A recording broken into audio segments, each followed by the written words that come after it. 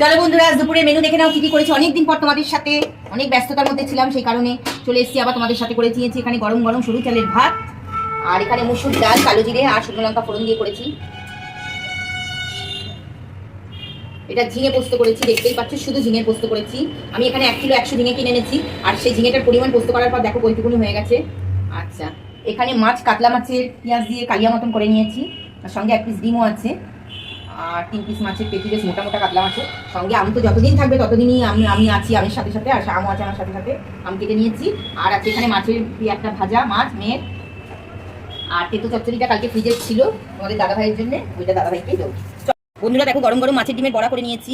অনেক সময় আমি ডিমটা শুধু ভেজে করি, কিন্তু আজকে যেহেতু মেয়ে খায় না, আজকে কাঁচা লঙ্কা কাঁচা পেঁয়াজ দিয়ে ভালো করে তেল নুন দিয়ে মেখে বড়া করে ডিমের মাছের বড়া করেছি। দেখো দুধ ভাতটা খেতে হবে, আর একদম গরম গরম ভাতের সাথে খাবো। চলো আজ দুপুরের মেনু। যদি তোমাদের ভালো লেগে থাকে অবশ্যই লাইক শেয়ার কমেন্টস করবে, নতুন বন্ধুরা সাবস্ক্রাইব করতে ভুলো না যেন।